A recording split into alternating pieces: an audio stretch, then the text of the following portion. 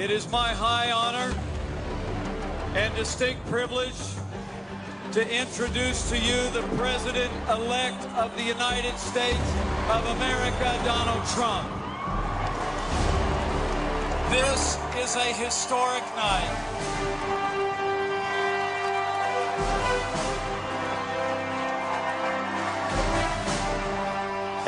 Autour de lui, tout le monde s'est mis à l'acclamer et à lever les bras au ciel. On s'est enfin senti écouté. On était fiers et enthousiastes pour les 4 années à venir. On a soudain pris conscience de l'immense responsabilité qui pesait sur ses épaules.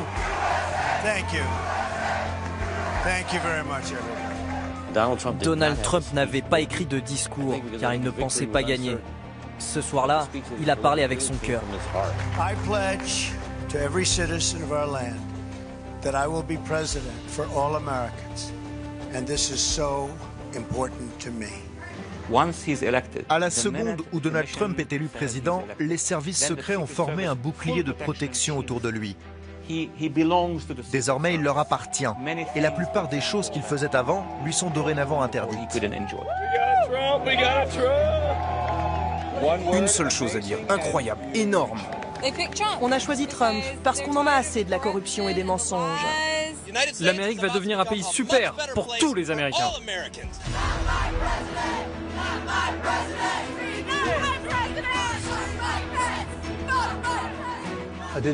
Je n'y croyais pas. Je me suis dit que c'était une erreur ou une plaisanterie imaginée par la télévision.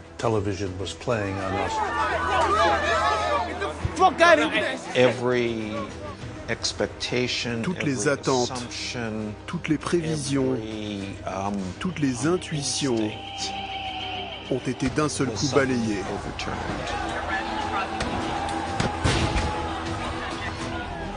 Nous allons résister. Je représente la Californie, New York, le Nouveau-Mexique et Washington. Il se moque de ce que pense CNN. Il se moque de ce que pensent les élites de Washington.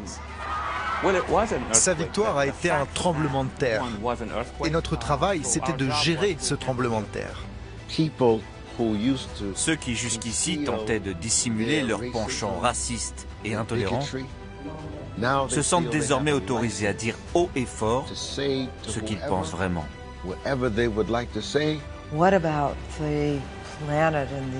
Qu'est-ce qu'il va faire de la planète et de l'environnement?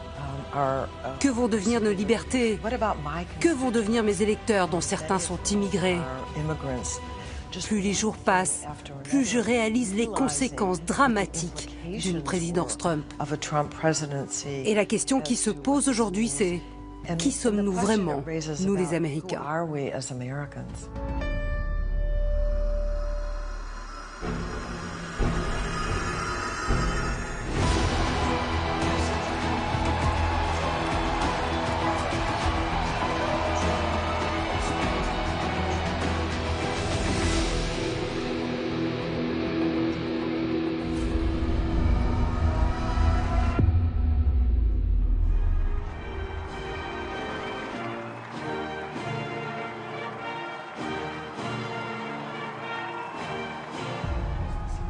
Au pied du Capitole, Donald Trump est officiellement investi président des États-Unis.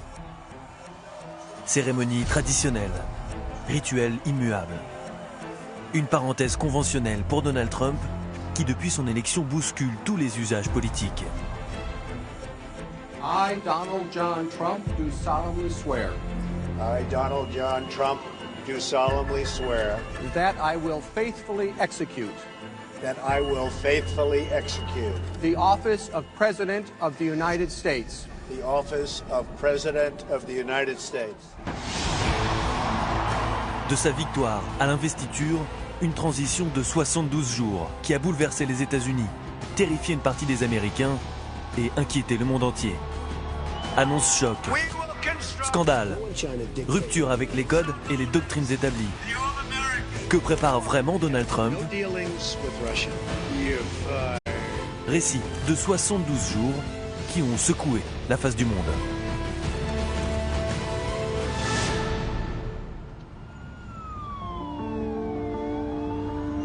À peine élu 45e président des États-Unis, Donald Trump installe son quartier général dans les étages de sa Trump Tower à New York. touristes et journalistes du monde entier font le pied de grue pour apercevoir le nouveau leader. Mais Donald Trump se montre peu les premiers jours.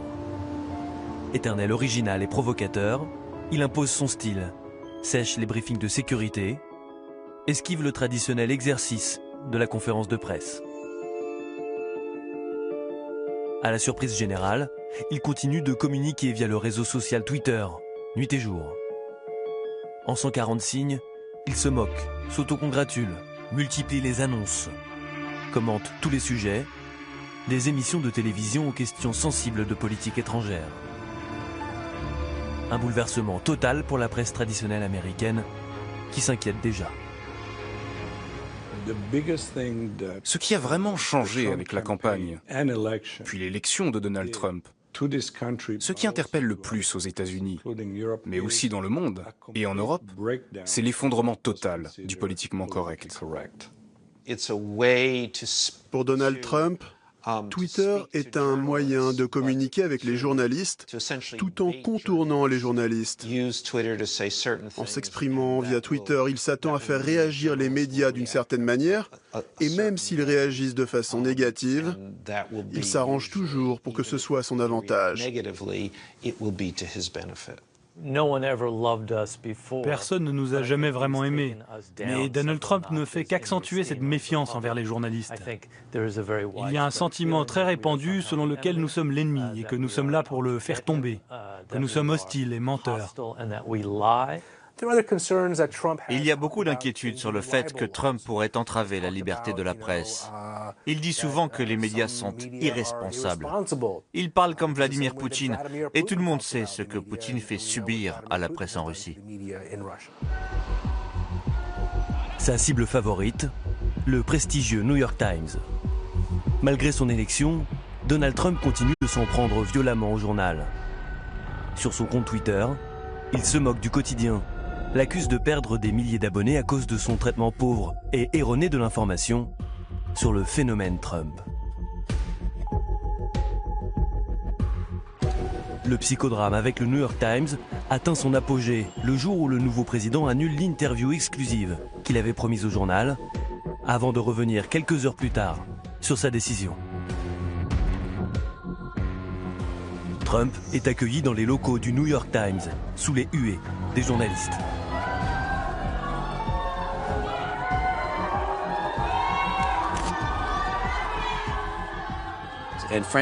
Soyons honnêtes, le New York Times était le principal canal d'information de l'administration Obama. Pour y avoir un article, le meilleur moyen était d'appeler depuis la Maison-Blanche et dire au journal ce que vous vouliez. Le New York Times représente tout ce que Donald Trump n'a pas incarné dans cette élection.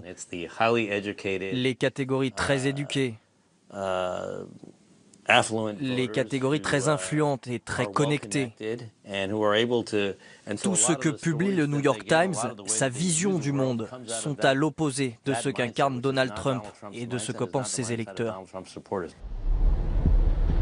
L'Amérique que souhaite incarner Donald Trump est clairement plus autoritaire et plus martiale.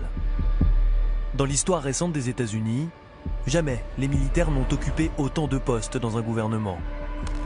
Parmi les choix de Trump, le général Flynn, nommé à la sécurité nationale. Un poste stratégique qui offre un accès direct au bureau ovale.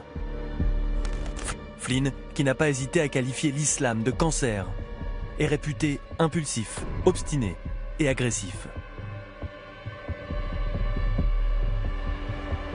Dans l'administration Trump, il sera rejoint par d'autres faucons, dont le général James Mattis, surnommé l'enragé, devenu secrétaire à la Défense.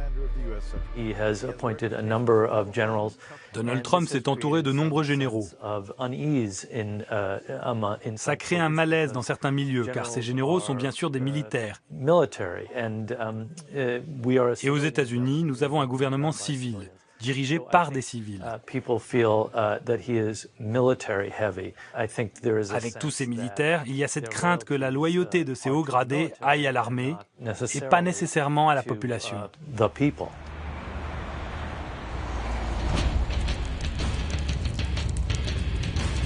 Eux sont parmi les plus satisfaits de l'élection de Trump et de l'arrivée massive de militaires haut gradés dans l'administration.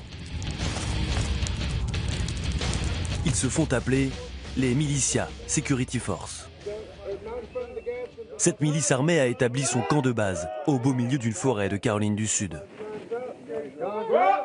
Leur raison d'être, les armes, Dieu et Donald Trump. Ce soir, leur entraînement vise à faire sauter une caisse d'explosifs à l'aide d'un sniper. Je vois la cible, oui. Pas trop sur la gauche, et un peu plus bas. Je vise un peu plus bas, et à droite? Ouais. C'était super! Levez vos armes!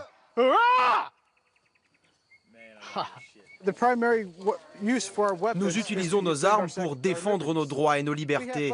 Il y a des islamistes radicaux qui veulent nous tuer. Ils font partie de nos ennemis. Pas tous, seulement ceux qui veulent nous tuer. Vous les avez vus en France, vous savez de quoi ils sont capables.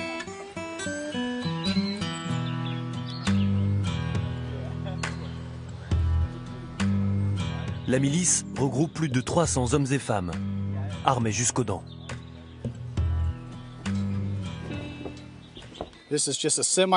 Voici une arme semi-automatique.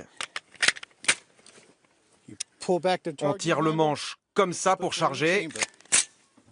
L'arme est chargée, prête à tirer.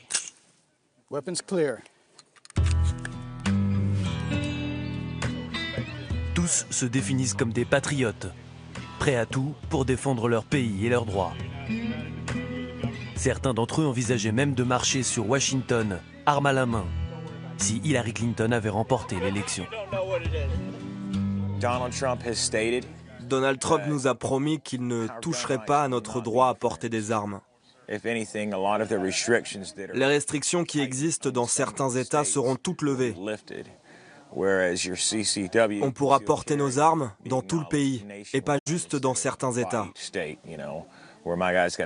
J'ai des copains qui m'appellent de New York pour me dire qu'ils n'ont pas les mêmes droits qu'ici en Caroline du Sud. Donald Trump dit « Ok, si vous voulez porter vos armes, vous pouvez le faire de l'Alaska à Hawaï, en passant par la Floride. Fini les restrictions. » Aux États-Unis, sous l'ère Obama, le nombre de milices est passé de 42 en 2008 à plus de 300 aujourd'hui. Ces paramilitaires pensent que Donald Trump sera leur président, celui qui défendra le second amendement, leur droit à porter une arme à feu.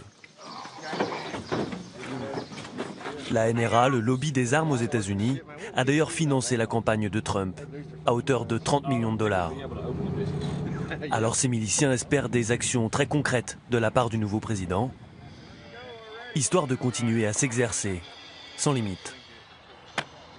Une revanche après 8 années de présidence démocrate. Ok, on commence par 4 ou 5 personnes devant. Les autres, faites de la place et reculez.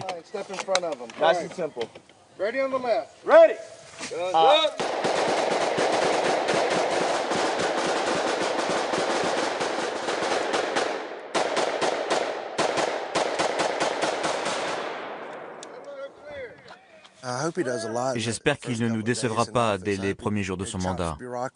J'espère qu'il en finira avec la bureaucratie. J'espère qu'il mettra fin aux régulations sur les armes, les munitions par exemple. Il y a tellement de lois et de régulations qu'on ne peut même pas acheter toutes les munitions qu'on voudrait.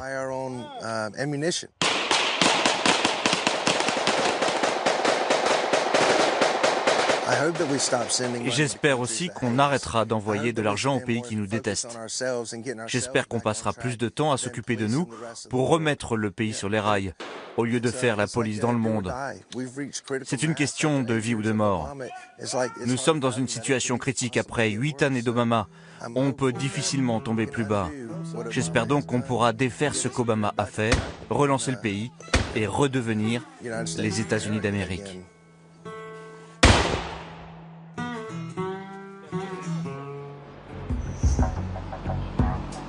Dans l'euphorie de sa victoire, Donald Trump a pris un engagement inédit pour un président américain élu. Aller à la rencontre de ceux qui ont voté pour lui, remercier ses électeurs. C'est le Thank You Tour de Donald Trump. Direction Fayetteville, en Caroline du Nord. à 900 km de New York. Dans cet état de l'Est des États-Unis, le républicain l'a finalement emporté contre tous les pronostics, avec 4 points d'avance sur Hillary Clinton, après une campagne intense et acharnée. Devant la salle de hockey sur glace, on se bouscule pour apercevoir et écouter le nouveau président.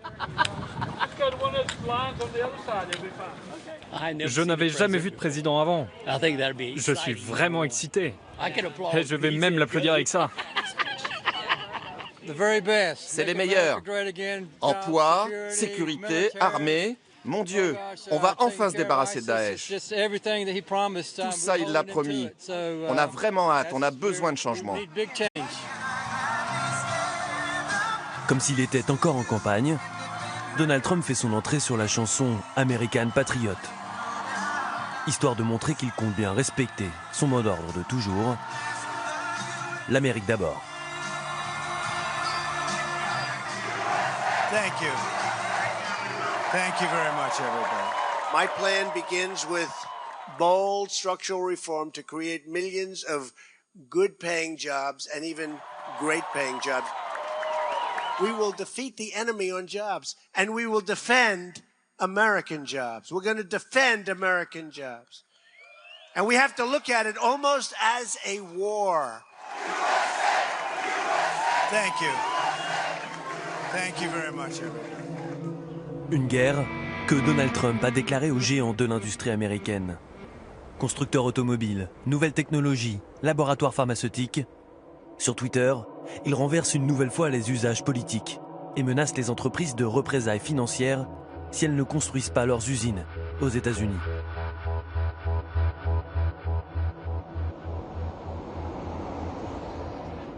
Plusieurs grosses sociétés comme Carrier ou Ford ont déjà fini par céder aux pressions du nouveau président, en abandonnant leurs projets industriels au Mexique. Notre décision est aussi motivée par la politique que le président Trump et le nouveau Congrès vont mettre en place. Ford est un constructeur mondial, mais chez nous, c'est ici, aux États-Unis.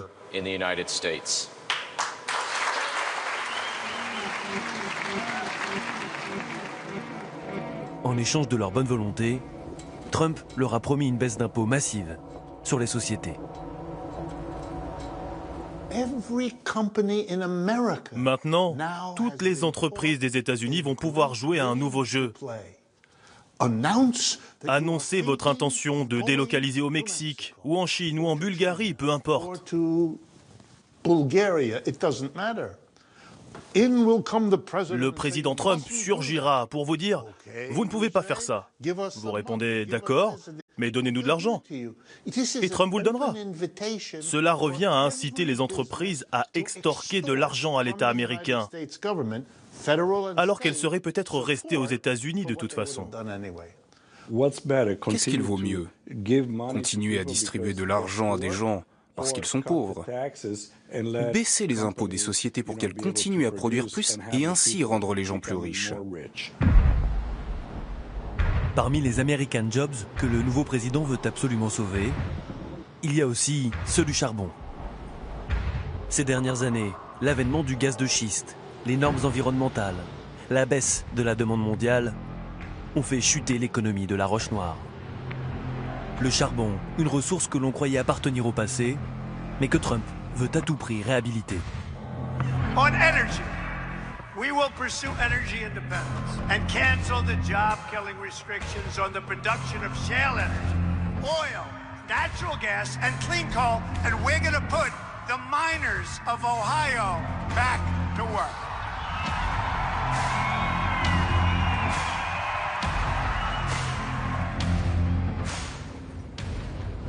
Ce n'est d'ailleurs pas un hasard si pour sa tournée de remerciements, il a fait étape dans l'Ohio. Un État clé dont le vote bascule d'une élection à l'autre. Ici, le 8 novembre, Donald Trump l'a emporté haut la main grâce aux voix de la working class. L'Ohio est au cœur de la Rust Belt, la ceinture de la rouille. Ancien poumon industriel des États-Unis, devenu l'épicentre de la colère ouvrière. On va monter pour voir les ouvriers. John est chef d'équipe dans cette mine de l'Ohio depuis 2001. Il traite 30 000 tonnes de charbon chaque jour. contre 50 000 il y a 2 ans. Une chute de production due aux restrictions environnementales imposées pendant les mandats de Barack Obama. Le charbon sort par ce tunnel, remonte dans le conduit et tombe dans des bateaux qui attendent sur la rivière. À 47 ans, John a désormais confiance en Donald Trump pour lancer la résurrection du charbon. Rick, t'es sur quel bateau? Ok, merci. La centrale que vous voyez de l'autre côté de la rivière a été fermée à cause de la surrégulation. C'est l'une des 411 usines qui ont fermé dans tous les États-Unis pour cette raison. Il y avait des centaines d'employés dans cette structure qui n'ont plus de travail aujourd'hui. Moi, ici, j'ai perdu la moitié de mon équipe à cause de l'effondrement du charbon. La pire chose que j'ai eu à faire en tant que chef de cette usine a été d'appeler un jeune homme dans mon bureau pour lui dire qu'il était viré. Il était en face de moi, les larmes coulaient sur son visage, et il m'a dit que sa femme était enceinte. Comment va-t-il vivre et nourrir sa famille?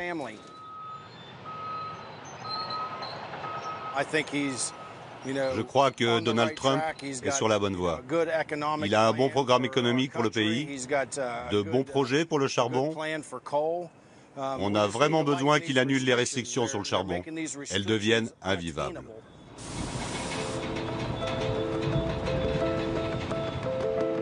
Dans tous les États de la Rust Belt, Ohio, Michigan, Pennsylvanie, Trump a fait carton plein.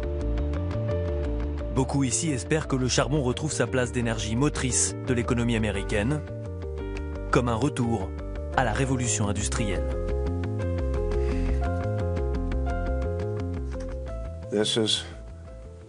Voici ce qui fait la puissance des États-Unis. Le moins cher pour produire de l'énergie. Ça, c'est un cadeau d'un ami il y a 2 ans. Il est venu avec pour me faire une surprise. Il a retrouvé mon tartan en hommage à ma famille qui vient de Blair Atoll, en Écosse. C'est authentique. Et il y a un petit plus avec la casquette qui dit « Trump extrait du charbon ». Robert Murray est le plus grand producteur de charbon des États-Unis.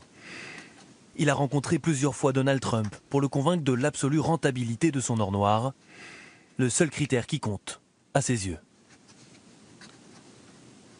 Le résultat de cette élection présidentielle est la victoire des travailleurs de l'Amérique. Les travailleurs et les travailleuses, pas celles des élites libérales, des vedettes d'Hollywood ou des militants écologistes. C'est la victoire des travailleurs. Cette élection est un cadeau de Dieu. Le charbon coûte 4 centimes par kilowatt d'électricité produite. Les éoliennes et les panneaux solaires coûtent 26 centimes pour la même quantité d'énergie. C'est 6 fois plus cher. Trump sait cela. Il va rebâtir l'industrie américaine. People are constantly telling me and telling you to reduce our expectations. Those people are fools. They're fools. But this campaign proved that the old rules no longer apply, that anything we want for our country is now possible. Anything, right? Pour Donald Trump, relancer l'énergie fossile est une manière de soigner la classe modeste, qui souvent s'estime laissée pour compte. Incertitude économique, précarité de l'emploi, pouvoir d'achat, autant de difficultés rencontrées par la working class. Perché sur sa colline, Brian, ce père de famille de 49 ans, croit aux engagements de Trump et à la relocalisation du travail dans le pays. Ce pays court à la catastrophe. Il n'y a pas de travail, pas d'argent. C'était une région prospère ici avant. Maintenant, la ville d'à côté comptait 67 000 habitants. Aujourd'hui, ils ne sont plus que 2500. Trump a dit qu'il allait se débarrasser des traités commerciaux. Je pense que ce serait super. Et il va imposer des tarifs douaniers pour les produits venus de l'étranger. Moi, je suis d'accord pour construire ce mur à la frontière mexicaine qui laisse entrer les cartels de la drogue et leurs saloperies dans le pays. Ça tue notre jeunesse. Brian enchaîne les petits boulots et les difficultés financières. Ce col bleu, amoureux de l'Ohio et de ses terres charbonneuses, est l'illustration de cette classe ouvrière désabusée qui a placé son avenir entre les mains de Donald Trump.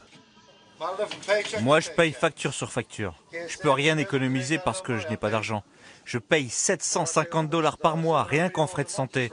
C'est vraiment ridicule et ça ne mène à rien.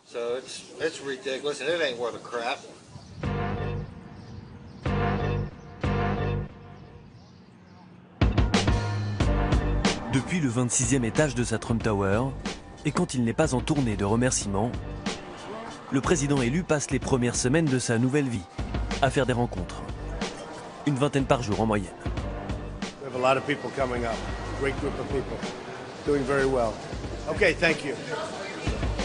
Les candidats aux postes prestigieux sont reçus comme s'ils passaient un entretien d'embauche. Trump, l'éternel patron. Plusieurs semaines seront nécessaires à la composition de son cabinet. Le président a envoyé un signal très clair dès le début. Il aime les personnalités qui sortent de l'ordinaire. Il ne veut pas s'entourer de personnes que tout le monde connaît et attend. C'est un président qui adore surprendre, qui adore faire des choses auxquelles personne ne s'attend. Les gouvernements du monde entier me demandaient pourquoi est-ce qu'il met autant de temps pour ses nominations. Eh bien, à cause de la taille du gouvernement américain. Nous parlons de milliards de dollars et d'immenses départements. Imaginez le Pentagone ou les affaires étrangères, par exemple. Transférer la direction du Pentagone d'un ministre à un autre. Chaque ministère fait au moins la taille d'un pays. Trump dit, si je te confie ce poste, que pourrais-tu accomplir? Je veux savoir exactement ce que tu feras à ce poste. Je veux savoir si tu as des intentions cachées. Et si vous répondez « Oh, je ferai tout ce que vous me demanderez », c'est la mauvaise réponse. C'est très facile de trouver des gens qui vous disent juste « Oui, monsieur, oui, monsieur ». Mais ce n'est pas le genre de personnes qui vous aideront à grandir ou à avancer. Parmi les premières nominations, une provoque la stupeur aux États-Unis et au-delà. Stephen Bannon, désigné conseiller spécial du président. Un homme à la réputation sulfureuse, proche du Tea Party et de l'extrême droite américaine.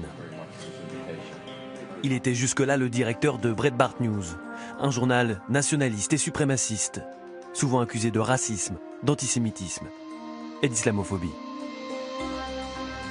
Son poste de conseiller spécial du président est l'un des plus puissants de toute l'administration. Cet homme, s'il n'est pas lui-même totalement antisémite ou raciste, a consciemment créé une structure pour que ces voix-là s'expriment. Et aujourd'hui, il est celui qui murmure à l'oreille de Donald Trump. Et cela, en tant que juive, m'effraie terriblement. Évidemment, Trump l'a choisi parce qu'ils sont d'accord sur beaucoup de sujets. Bannon correspond au socle électoral de Trump. Bannon apporte aussi un air de nationalisme économique, très répandu en Ohio, Michigan ou Pennsylvanie au sein de la classe ouvrière blanche. C'est la raison pour laquelle Donald Trump veut garder Steve Bannon auprès de lui. Mais sachez que le président recevra des tas de conseils de la part de nombreux conseillers. Il ne fera pas 100% des choses que lui conseillera Bannon. Dans mon État en Illinois, 27% des gens sont nés à l'étranger. La plupart parlent une autre langue que l'anglais chez eux. C'est ce que nous sommes. Nous sommes un pays d'immigrés et Donald Trump va diriger un gouvernement anti-immigration. Les positions anti-immigration de Donald Trump ont participé en grande partie à son succès électoral. Ses propositions radicales, martelées avant son élection, reprises sans cesse depuis qu'il est président, ont à travers le pays des résonances bien particulières. On immigration, we will restore the sovereignty of the United States. We will restore the sovereignty. We will finally end illegal immigration. Have to.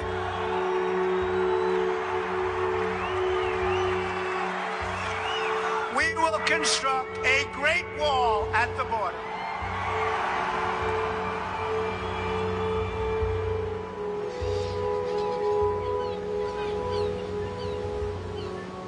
De l'océan Pacifique, et sur plusieurs kilomètres, se dresse déjà une barrière métallique de 4 mètres de haut, le long de la frontière américano-mexicaine.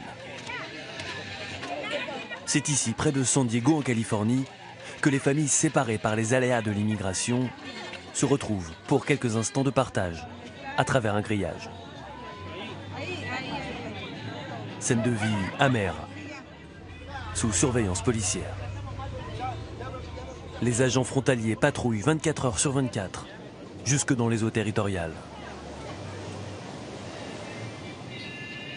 La famille de Judy a été expulsée des États-Unis il y a plusieurs années. Elle seule a pu rester sur le territoire américain. J'ai reçu une green card pour rester aux États-Unis. Je ne peux plus retourner au Mexique.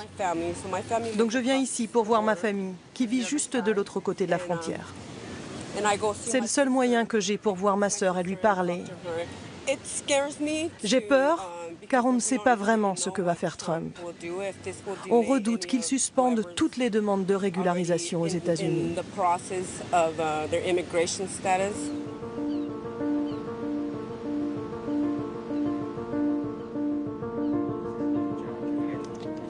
À la frontière, l'indignation provoquée par l'élection de Donald Trump a poussé une partie des habitants à se mobiliser.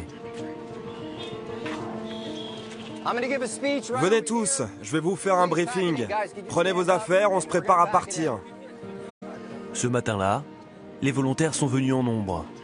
Plus de 400, contre une dizaine habituellement. Leur mission, déposer des bidons d'eau potable dans le désert mexicain pour aider les migrants dans leur traversée. Notre action d'aujourd'hui, c'est une riposte directe à la crise humanitaire sans précédent provoquée par cette élection. Il va y avoir une vague de migration. Elle est sans doute déjà en cours parce que les migrants ont peur que Trump envoie les militaires à la frontière. Notre eau est plus importante que jamais. Et ça ne fera qu'empirer avec Trump. Sans l'eau que nous déposons sur les routes qui sont les plus mortelles du désert, des hommes, des femmes, des enfants vont mourir dans d'atroces souffrances. Et ces drames vont dévaster des familles et des communautés entières. Alors s'il vous plaît, tournez-vous vers la personne à côté de vous et embrassez-la.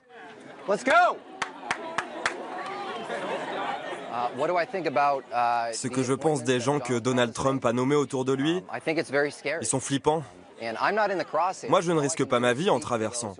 Tout ce que je peux faire, c'est être le porte-parole des migrants. C'est une période terrifiante pour eux. Rien n'est certain pour l'instant. Mais ça ne s'annonce pas bien, alors tout ce qu'on peut faire, c'est se préparer. Et je vous rappelle qu'on est 400 de plus que d'habitude. Yeah.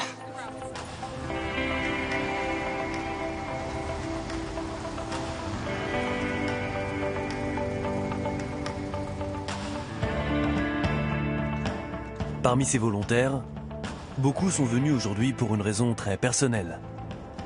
À l'image de ce jeune Mexicain, Justino Mora, il a passé la frontière de façon illégale avec ses parents dans le désert d'Arizona lorsqu'il avait à peine 10 ans.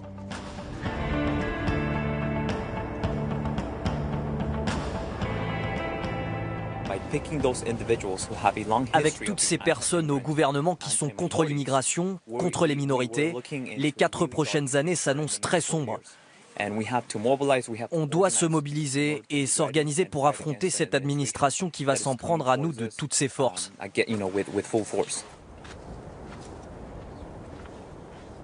Justino bénéficie d'un visa temporaire, appelé DACA. Il a été accordé par l'administration Obama à de nombreux jeunes immigrants qui ont traversé la frontière lorsqu'ils étaient mineurs. Date d'expiration, février 2017. L'avenir de Justino sur le territoire américain est directement menacé par l'administration Trump. Le risque est énorme, car le nouveau président a promis de supprimer nos visas. Et je ne suis pas le seul dans ce cas-là. 1 million de personnes ont un visa DACA aux États-Unis. Je m'inquiète aussi beaucoup pour les 11 millions de sans-papiers qui sont visés par cette nouvelle administration qui est hostile aux migrants, mais aussi aux musulmans. En fait, ils sont hostiles à tous ceux qui ne correspondent pas à leur archétype, c'est-à-dire à l'homme blanc. Cette nouvelle réalité va nous obliger à nous protéger et à protéger nos familles. Juste pour vous donner une idée du nombre de migrants qui passent ici. Plus de 13 000 personnes tentent de traverser cette partie de la frontière chaque année. Ça fait beaucoup de monde. Et pour ces migrants, au moindre imprévu, c'est la mort. Avec notre eau, ils peuvent rester en vie. Durant les 10 jours qui ont suivi l'élection de Trump, au moins 900 actes racistes ont été recensés à travers tous les États-Unis. Agressions, insultes, inscriptions nazies. D'après le Poverty Law Center, la Californie est l'État le plus touché avec une majorité d'actes à l'encontre des sans-papiers mexicains.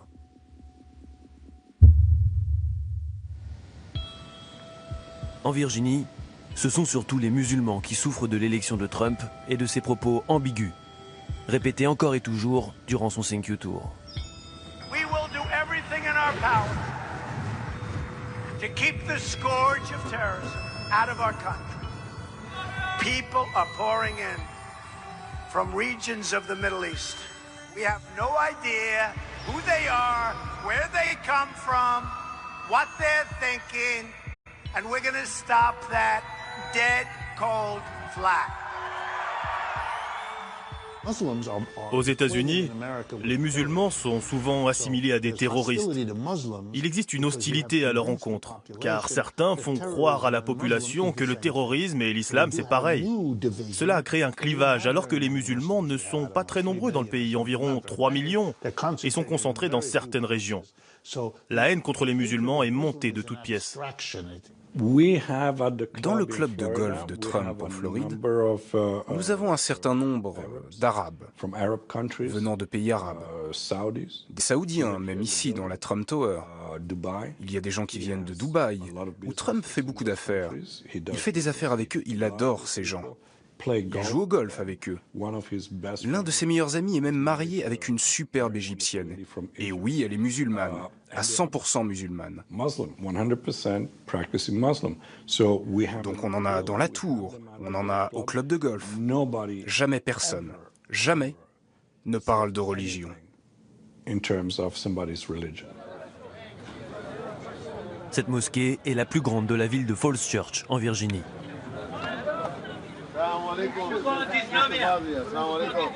Vendredi matin, c'est jour de prière. Mais depuis le 8 novembre, les prêches ne sont plus vraiment les mêmes pour les 500 fidèles et leur imam.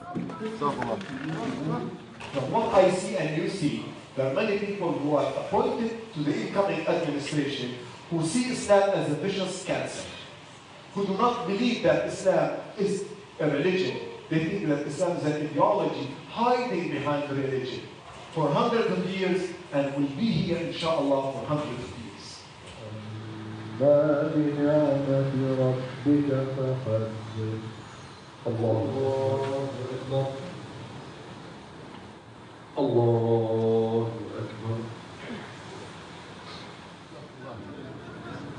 L'imam Johari est le directeur de la mosquée Dar al-Ashra. Il voit dans l'augmentation du nombre d'actes racistes une libération de l'extrême droite suite à l'élection de Donald Trump. Shocked, sad. Je suis choqué, triste. Et d'une certaine manière, je m'en veux, en tant que leader religieux, de ne pas avoir pressenti la haine chez certains populistes américains.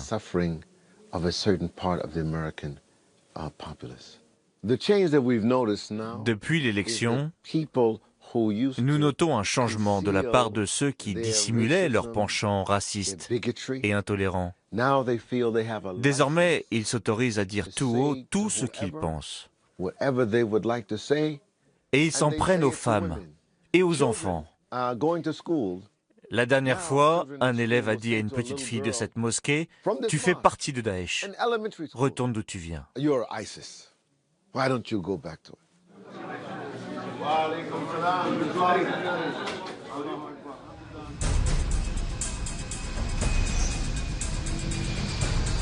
Non loin de là, à Washington, la diplomatie américaine a pris un coup avec l'arrivée du nouveau président.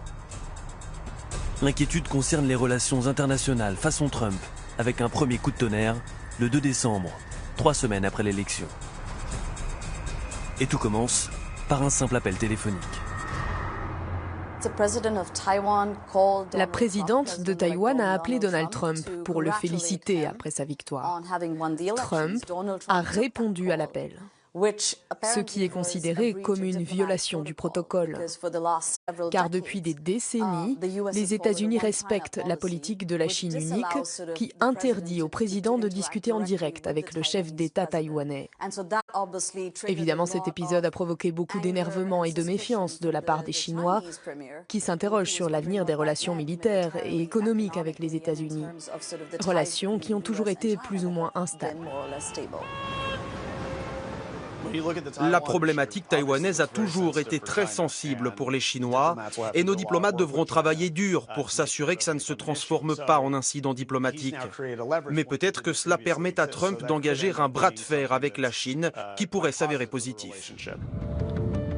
Quelques jours plus tard, Trump accorde une rare interview à la chaîne Fox dans laquelle il assume à 100% sa provocation. Il menace clairement de remettre en cause la politique de la Chine unique appliquée par Washington et déclenche la colère des Chinois. I took the call. I heard the call was coming probably an hour or two before. I fully understand the one China policy, but I don't know why we have to be bound by a one China policy unless we make a deal with China. I don't want China dictating to me. La politique de la Chine unique est le fondement de nos relations avec les États-Unis. Nous réaffirmons que si ce principe est altéré ou rompu, les futures relations entre nos deux pays et notre coopération bilatérale prendront fin. Mais depuis qu'il est élu, c'est bien Donald Trump qui dicte ses conditions à l'Empire du Milieu. Et l'une des principales concerne l'instauration d'une taxe de 45% sur les produits importés de Chine. La Chine, pour la première fois, d'ailleurs, est très agacée parce qu'en fait, les Chinois ont l'habitude de tester les nouveaux présidents américains par des provocations et cette fois-ci, c'est finalement les États-Unis et Donald Trump qui ont testé la Chine pour voir quelle serait leur réaction. Donc, ils sont en porte-à-faux par rapport à l'habitude qu'ils avaient auparavant. Si Donald Trump va vraiment jusque-là, s'il impose une taxe de 45% sur les produits venus de Chine, soyons très clairs. Grâce à son industrie, la Chine est devenue la deuxième économie du monde en 25 ans. Tout son système économique repose sur l'exportation de ses marchandises. Tous les Américains portent des vêtements chinois et font griller leur pain dans des grille-pains chinois. Les Chinois dépendent de leurs exportations. Si vous leur imposez une taxe, si vous leur fermez les portes du marché américain, cela revient à leur déclarer la guerre économique. C'est une menace directe à la survie de l'économie chinoise. C'est la pire des choses à faire.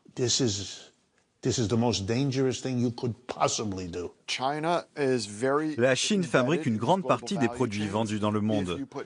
Taxer ses exportations aura donc pour conséquence de faire monter le prix des produits vendus ici aux États-Unis.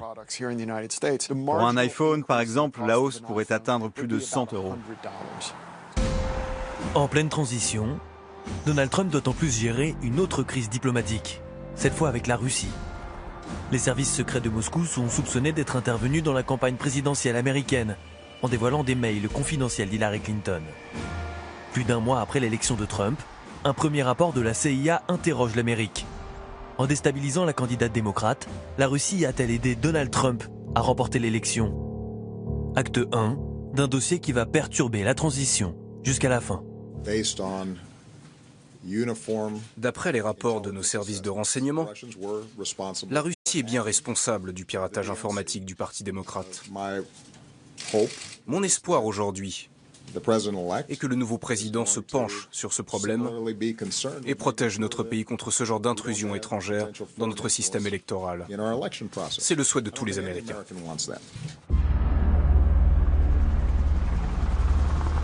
Comme un dernier baroud d'honneur, Obama expulsera 35 diplomates russes du territoire américain. Trump, lui, conteste depuis ce jour toute implication frauduleuse de Moscou dans son élection. Mais à Washington, ses liens de longue date avec la Russie de Vladimir Poutine sèment le doute et inquiètent.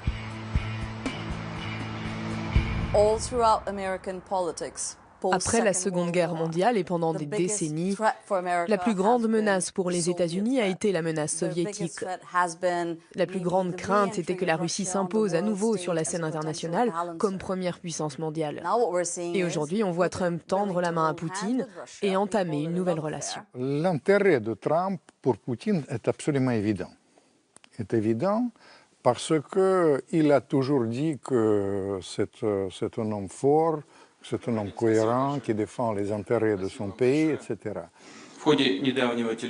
Au cours d'un récent entretien téléphonique avec Donald Trump, nous avons tous les deux reconnu que les relations actuelles entre la Russie et les États-Unis étaient mauvaises et qu'elles avaient besoin d'être renforcées. Je vous le redis, la Russie est prête à faire la moitié du chemin. Ils se disent, tu es puissant, je suis puissant. Pourquoi on n'avance pas ensemble? Ça n'a pas de sens de se battre pour ces petits pays comme l'Ukraine ou la Pologne. Tout cela est très inquiétant car c'est un bouleversement de l'ordre sécuritaire et politique qui a maintenu l'Europe en paix depuis la Seconde Guerre mondiale. Loin d'apaiser les tensions sur le dossier russe, le président élu fait au contraire de la surenchère sa marque de fabrique. Après 5 semaines de suspense, il nomme Rex Tillerson à la tête du secrétariat d'État, le ministère des Affaires étrangères. L'homme de 64 ans est le PDG d'ExxonMobil, l'une des plus grosses compagnies pétrolières du monde. Chiffre d'affaires, 440 milliards de dollars. Tillerson a travaillé plusieurs années en Russie. Il y a signé d'énormes contrats. En 2013, il est même récompensé de l'ordre de l'amitié par le gouvernement de Vladimir Poutine. C'est une nomination qui est un signe tout à fait important. Il ne faut pas se leurrer. Il a l'habitude de travailler avec les Russes. Il connaît comment ça fonctionne. Il connaît le rôle, par exemple, du gaz et du pétrole dans la diplomatie. Les Occidentaux sous-estiment souvent ça. Mais le gaz et le pétrole, c'est la clé. En tant que secrétaire d'État, Tillerson pourrait très bien décider de lever les sanctions contre la Russie qui datent de la crise en Ukraine. En termes de coopération économique, cela signifierait une relance du marché pétrolier entre les deux pays, marché qui était jusque-là suspendu à cause des sanctions. On pourrait alors se poser la question, est-ce que Trump et Tillerson vont œuvrer pour l'Amérique et pour rendre à l'Amérique sa grandeur, ou est-ce qu'ils seront là pour rendre à Exxon et à l'industrie pétrolière leur grandeur? Durant l'escalade de ses premiers pas sur le terrain diplomatique, Donald Trump s'est aventuré dans l'épineux dossier israélo-palestinien. Non sans faire là encore de nombreux dégâts. Le président sort de ses gonds lorsque le 23 décembre, l'ONU adopte une résolution réclamant l'arrêt de la colonisation israélienne. 14 voix pour et une abstention. Aujourd'hui, le Conseil de sécurité réaffirme le consensus établi. Les colonies israéliennes n'ont aucune légitimité légale. You look at resolutions in the United Nations, you take a look at what's happened. When do you see the United Nations solving problems? They don't. They cause problems. So if it lives up to the potential, it's a great thing, and if it doesn't, it's a waste of time and money. Okay, thank you very much.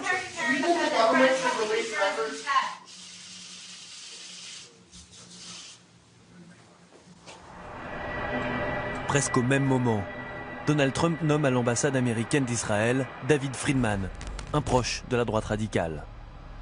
Fidèle aux promesses du nouveau président, il a d'ores et déjà annoncé qu'il déplacerait l'ambassade américaine de Tel Aviv à Jérusalem. Une position controversée en rupture avec la politique de paix appliquée par Washington. Le statut de Jérusalem en fait une ville qui n'appartient en fait à personne.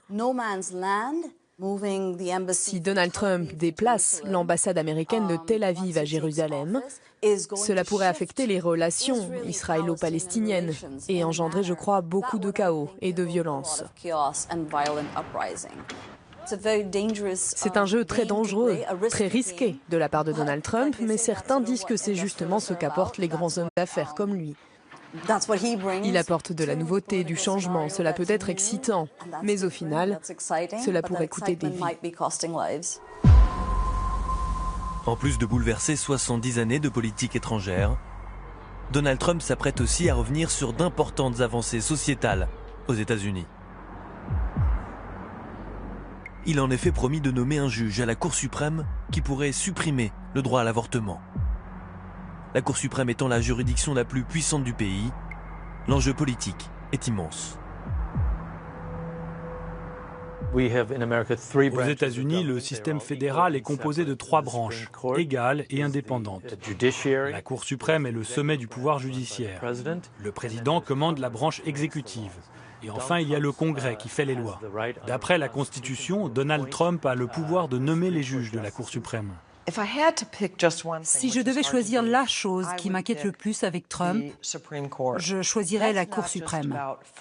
Car les conséquences ne s'étendront pas seulement sur 4 années, comme le mandat présidentiel, mais sur des générations. Parmi ces conséquences, il y a le droit à l'avortement, une loi très importante. Trump a promis de nommer un juge qui pourrait suspendre ce droit fondamental.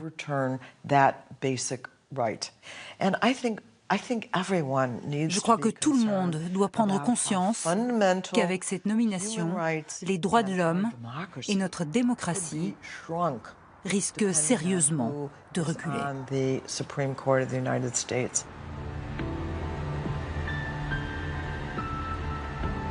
Nous voici dans la Bible Belt, la ceinture de la Bible. Dans cette région du sud et du centre du pays, la religion est omniprésente. Les églises à chaque coin de rue. La plupart des habitants sont blancs et de confession évangélique. Ils ont voté à 80% pour Donald Trump, séduits par sa volonté de protéger leur liberté religieuse. We will reestablish the rule of law, defend the Second Amendment, protect religious liberty, and appoint justices to the United States Supreme Court who will uphold and defend the Constitution of the United States.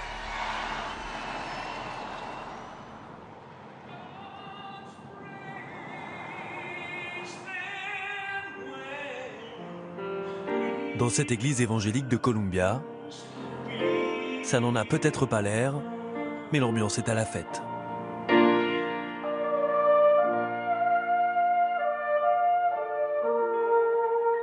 Ici, Donald Trump et sa nouvelle administration font l'unanimité. Tous ses fidèles se disent pro-life.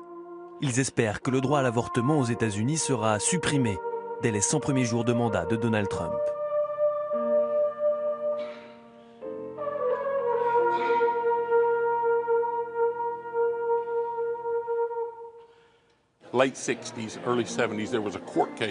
Dans les années 70, la justice a été saisie pour statuer sur le droit à l'avortement.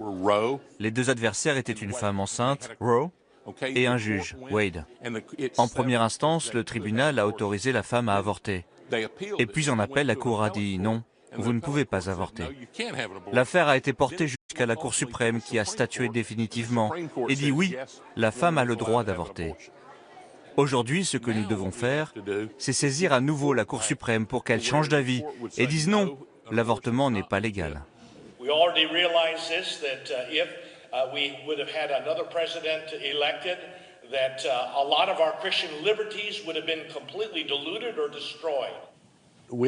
Nous pensons que c'est un meurtre. Pour nous, l'avortement, le fait de retirer la vie, n'est pas un choix qui appartient aux hommes.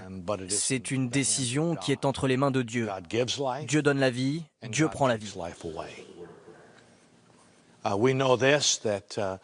Le président Trump semble tout à fait disposé à nommer la bonne personne à la Cour suprême pour que notre liberté religieuse ne nous soit pas arrachée. Nous apprécions aussi les membres de son nouveau cabinet qui ont l'air d'avoir de très fortes personnalités. D'autant que le nouveau président n'a placé au poste stratégique de son administration que des personnalités farouchement pro-life, du jamais vu. Le premier d'entre eux, Mike Pence, le vice-président, un chrétien convaincu et ultra-conservateur. Grâce à lui, Donald Trump a gagné les voix des évangéliques, la première communauté religieuse du pays. Pence, ancien gouverneur de l'Indiana, est un créationniste anti-avortement, aussi connu pour ses positions radicales contre les homosexuels. Aux États-Unis, le vice-président est le second personnage de l'exécutif et aussi président du Sénat. Ce dont je suis sûr aujourd'hui, c'est que j'ai besoin de Dieu, plus que jamais. Il est au cœur de ma vie, au cœur de ma vie de famille. Donald Trump va nommer un juge à la Cour suprême qui protégera notre Constitution et le droit de nos enfants à naître. Parmi les membres les plus religieux et pro-life du gouvernement Trump, il y a également Jeff Sessions, ministre de la Justice, et Tom Price, ministre de la Santé, tous deux anti-avortement. Et surtout Betsy DeVos, la richissime ministre de l'Éducation, connue pour avoir subventionné des écoles religieuses libres et conservatrices, tout en dénonçant la tyrannie de l'enseignement public.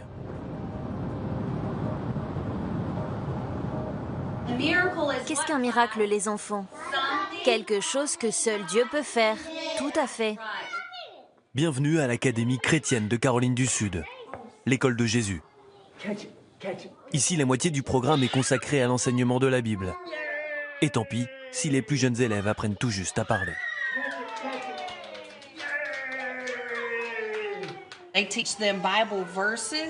On leur apprend les versets de la Bible et ils commencent déjà à les assimiler. Toute la journée, on leur dit qu'on les aime, que le Créateur les aime, que Jésus les aime. Ils commencent à s'habituer et à entendre parler de Dieu, surtout pendant la période de Noël. Plus on peut les initier tôt, et mieux c'est. Aux États-Unis, un habitant sur 4 pense que la Terre a été créée par Dieu, il y a moins de 10 000 ans. À l'image de la directrice de l'école qui assume, ses élèves apprennent la théorie du créationnisme, contraire à celle de l'évolution. Depuis l'élection de Trump, les créationnistes ont lancé une offensive sur le système éducatif américain pour convertir à leur cause le plus d'écoles et de familles possibles. Notre but premier ici est d'éduquer les élèves dans l'esprit du Christ. On leur apprend que c'est Dieu qui les a créés. Et de la primaire au lycée, s'ils entendent des théories comme celle de l'évolution, on leur explique pourquoi ces théories sont fausses et quels sont les enseignements de la Bible.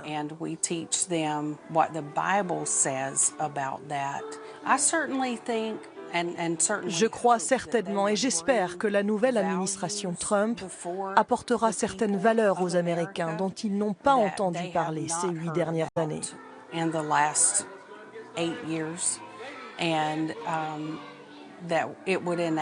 J'espère que cela nous permettra d'atteindre de nouvelles familles qui se diront « Waouh, cette administration est différente, quelque chose a changé ».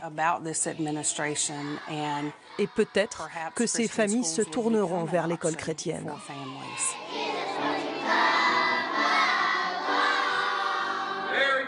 Très bien les enfants, restez debout, baissez vos têtes, fermez les yeux. Nous allons commencer la prière. Retour à New York. À quelques jours de l'investiture, Donald Trump s'apprête enfin à donner sa première conférence de presse dans sa Trump Tower. Mais la veille, de nouvelles révélations dans le dossier russe vont bouleverser l'ordre du jour. Un rapport confidentiel rédigé par un ancien espion britannique est dévoilé par le site d'information BuzzFeed. 35 pages qui détaillent une nouvelle fois des liens supposés entre Donald Trump, ses proches et le Kremlin. Plusieurs rencontres auraient eu lieu à Moscou avant l'élection pour évoquer la signature de nouveaux contrats ou la campagne présidentielle. Le rapport indique aussi l'existence d'une vidéo à caractère sexuel de Trump, tournée clandestinement dans un hôtel de Moscou en 2013. Devant les journalistes, Donald Trump nie toutes les accusations et pourfend les médias qui ont publié le rapport. That's something that Nazi Germany would have done and did do. I think it's a disgrace. That information that was false and fake and never happened got released to the public. As far as BuzzFeed, which is a failing pile of garbage, writing it, I think they're going to suffer the consequences. Sur l'estrade à côté du pupitre, des centaines de dossiers mis à disposition de la presse pour l'éclairer sur ce qui aurait dû être le sujet du jour, l'avenir de l'Empire Trump et surtout les risques de conflit d'intérêts qui menacent le nouveau président. Le chiffre d'affaires de la Trump Organization est évalué à 10 milliards de dollars. Présent dans 20 pays, hôtels de luxe, golf, gratte-ciel résidentiel, sans compter ses marques de vodka, steak ou ses intérêts dans des programmes télé. Donald Trump promet d'abandonner ses affaires et de les léguer à ses deux fils pour dissiper tout soupçon. Je crois qu'il ne pourra pas passer autant de temps à New York qu'il le souhaiterait, car cela créerait un problème avec ses affaires. Donc les enfants devront se débrouiller tout seuls et ne pas recevoir de conseils ou suggestions de papa. Il n'y sera pas autorisé. Mais je pense qu'il va rapidement comprendre quel est son nouveau rôle. Il va laisser la main. Trump dirige des sociétés qui traitent directement avec des gouvernements étrangers. Que va-t-il faire? Et il a beau dire « je lègue tout à mes fils, ils s'en occuperont ». Mais qui pourrait croire ça? Personne. En décembre, quand il a surpris tout le monde en répondant à l'appel de Taïwan, pourquoi a-t-il fait ça? Ça paraît insensé. Les États-Unis ont plus que jamais besoin de la Chine, alors qu'on n'a pas du tout besoin de Taïwan. Eh bien, il s'avère que l'une de ces entreprises essaye de signer des contrats avec Taïwan pour la construction d'un hôtel de luxe sur l'île. Un hôtel destiné aux riches chinois. Donc il fait du business. I hope at the end of 8 years I'll come back and I'll say, "Oh, you did a good job." Otherwise, if they do a bad job, I'll say, "You're fired." Goodbye, everybody. Goodbye.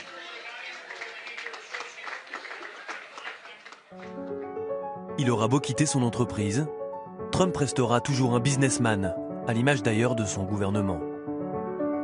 Des personnalités très éloignées de l'habituel sérail politique, héritiers, banquiers, investisseurs ou grands PDG, la fortune cumulée des membres de son administration atteint 35 milliards de dollars. Plus riche que 126 millions d'Américains, plus que le PIB de 100 pays. Trump, qui a fustigé durant toute sa campagne les élites de la finance, a même confié les rênes du secrétariat au Trésor à un loup de Wall Street, Steven Mnuchin, ancien dirigeant de Goldman Sachs. Donald Trump va avoir beaucoup de travail pour reconstruire notre économie. Et qui de mieux pour cela que des banquiers qui connaissent le système financier? On va devoir leur faire confiance en tant qu'experts pour que cela fonctionne mieux. Vous savez, on dit qu'il faut attendre de voir pour juger. Eh bien, s'il relance l'économie, c'est un génie. Sinon, il aura des comptes à rendre.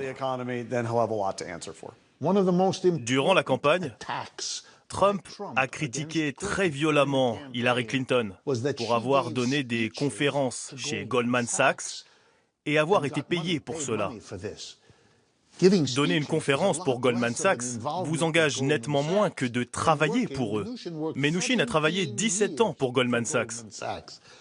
Nommer quelqu'un comme lui, c'est choisir délibérément un homme du système qui ne sera jamais une menace ni pour Goldman Sachs, ni pour la sphère financière si puissante à New York. Et Trump a nommé des dizaines de gens comme lui. C'est la preuve que la rhétorique de Trump contre Wall Street et la finance, tout son discours populiste, ne correspond en rien à ce qu'il fait réellement. Je suis très enthousiaste à l'idée de travailler aux côtés de la nouvelle administration. Notre priorité sera l'économie, le retour à la croissance forte et durable. Nous allons nous concentrer sur l'emploi, c'est notre priorité absolue. La croissance, oui, mais à quel prix?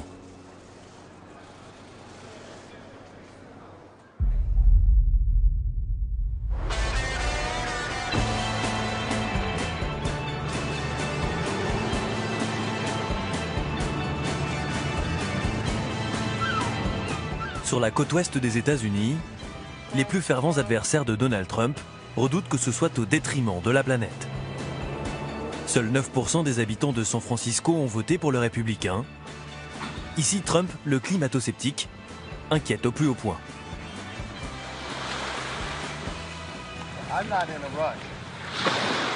À peine le soleil levé, c'est l'heure du bain pour ces Californiens qui viennent nager tous les matins, été comme hiver, dans la baie mythique de San Francisco.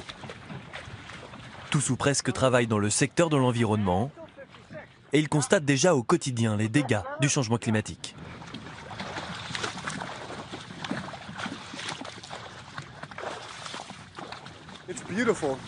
C'est super beau.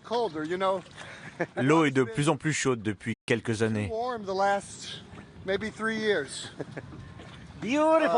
On sent les effets du changement climatique ici, car normalement, l'eau devrait être plus froide de 3 ou 4 degrés.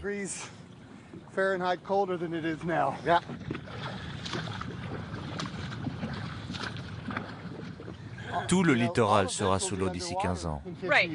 Tout. Oui, c'est vrai, c'est un gros problème. Comme le niveau de l'eau monte et que notre club est proche de l'océan, plus le temps passe, plus l'immeuble risque d'être inondé. Et les routes derrière aussi risquent d'être inondées.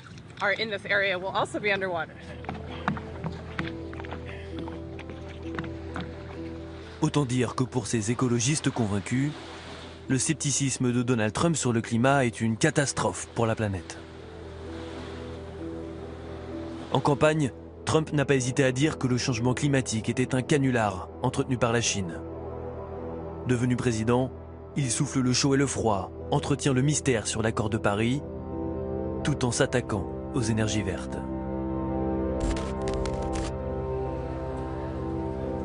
Et puis arrive Scott Pruitt, nommé en décembre directeur de l'Agence de protection de l'environnement par Donald Trump. Scott Pruitt, who's tremendous guy, who's been met with tremendous applause from the business community. We're going to protect the family farm, and we are going to end the EPA intrusion into your lives. Ancien procureur général, Scott Pruitt est un pur climato-sceptique, pro-pétrole, pro-charbon. Il a d'ailleurs souvent combattu l'agence qu'il s'apprête à diriger, comme ce jour-là, en 2015, au Sénat. L'Agence pour l'environnement nous dit, si vous ne faites pas ce qu'on vous demande, si vous ne respectez pas les règles, vous serez puni. Selon moi, cela ne ressemble pas à une coopération ou à un partenariat. Cela ressemble plus à une menace de mort. Bref, Scott Pruitt à l'environnement, la goutte d'eau pour les écolos. Pour l'écologie, c'est une tragédie. Trump est un businessman cupide qui pense d'abord à l'argent et au pouvoir. Il s'est entouré d'opportunistes et d'hommes d'affaires qui ne sont intéressés que par l'intérêt financier à très court terme.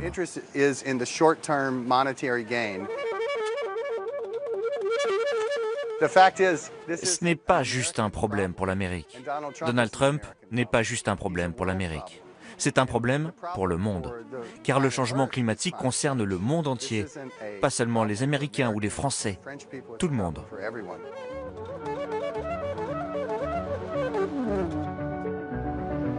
La Californie n'est pas seulement la terre refuge des écologistes, c'est aussi le poumon économique des États-Unis. L'État le plus riche, le plus peuplé aussi. Universités prestigieuses, innovation, culture, tourisme. Si elle était un pays, la Californie serait la 6e puissance économique mondiale. Une richesse qui repose en grande partie sur la Silicon Valley.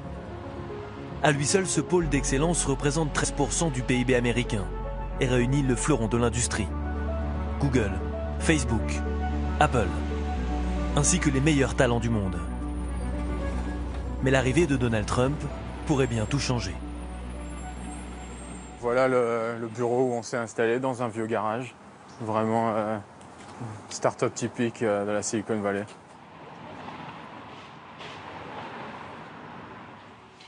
Pierre-Jean est franco-belge. Après avoir obtenu un MBA à Stanford en Californie, il a créé sa start-up spécialisée en nouvelles technologies médicales. Comme lui, la plupart de ses salariés viennent de l'étranger, mais leur visa de travail, dit H1B, est dans le collimateur du gouvernement Trump. L'argument de Donald Trump de dire qu'on veut donner des emplois aux Américains, ça me fait franchement rire parce que ici des Américains, il n'y en a presque pas. À peu près 50% de toutes les entreprises qui sont créées dans la Silicon Valley sont des entreprises qui sont créées par au moins un étranger. Plus de 90% des candidats qu'on voit pour des jobs notamment d'ingénieurs ne sont pas nés ici. Et dire qu'on ne veut plus d'étrangers ici, c'est la fin de la Silicon Valley. Ça ne peut juste pas fonctionner sans immigration.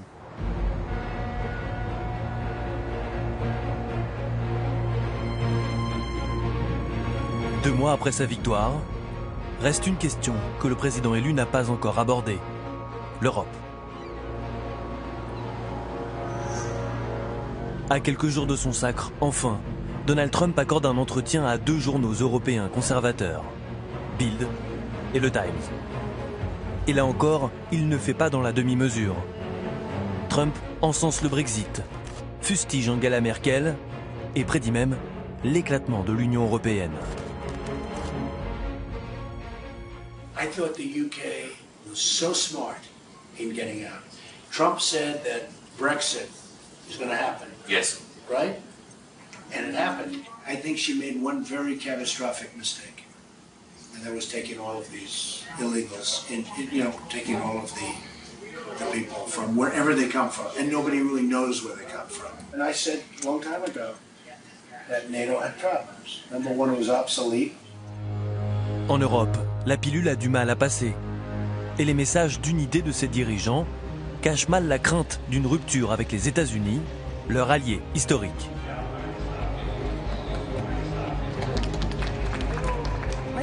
Je pense que l'Union européenne va rester unie. J'en suis sûre à 100%. Je pense que nous, les Européens, avons notre destin entre nos mains. La meilleure façon de défendre l'Europe, c'est un peu l'invitation que nous fait M. Trump, c'est de rester unis. C'est la première fois qu'on voit un président américain qui véritablement a une vision très fragmentée, très transactionnelle de l'Union européenne. Il envisage l'Europe aussi pour la première fois comme une rivale, notamment une rivale sur le plan commercial et non plus comme un partenaire. Et donc là, ça marque véritablement une rupture dans ce lien transatlantique. Rupture avec l'Europe, avec le monde. L'Amérique d'abord, c'est la marque Donald Trump, jusqu'au bout, jusqu'au jour J. Après 72 jours d'une transition intense et effrénée, ce sera aussi le principal message de son premier discours officiel de président. Donald Trump, fidèle à ses valeurs, fidèle à lui-même. We must protect our borders from the ravages of other countries, making our products, stealing our companies, and destroying our jobs.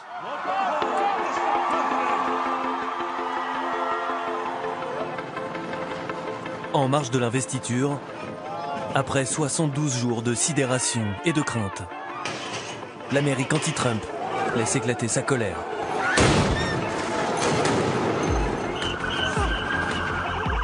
Scène de violence rarissime dans les rues de Washington. Des milliers de manifestants affrontent les forces de l'ordre. Et dans la foule, ceux qui 8 ans plus tôt étaient venus ici même célébrer l'espoir d'une vie meilleure. What do we want? Freedom! When do we want it? Now! What do we want? Freedom! When do we want it? Now! Nous sommes là aujourd'hui car la vie des Noirs est menacée.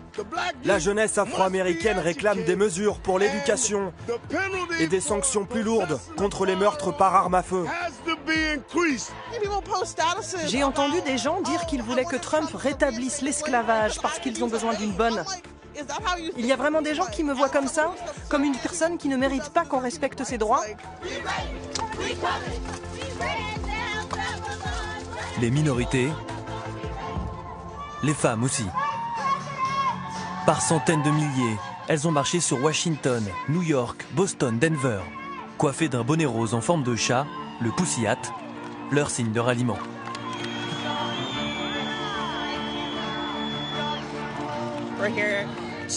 On est là pour combattre le système patriarcal, la misogynie, le sexisme. Trump est un prédateur sexuel. Il a déjà reconnu avoir agressé des femmes. Donc voilà, ça en dit long sur le personnage. Oui, on est inquiète, on a peur. Pour les droits des femmes, pour les droits des minorités et pour tous ceux qui ne peuvent pas s'exprimer. En fait, on est inquiet pour tout le monde. Du jamais vu. 2 millions de personnes dans tous les États-Unis venues lancer le coup d'envoi d'une opposition qu'ils espèrent durable et décisive dans un pays plus divisé que jamais. Donald Trump est entré à la Maison-Blanche pour le meilleur ou pour le pire. Il est le nouveau président le plus impopulaire de l'histoire récente des États-Unis.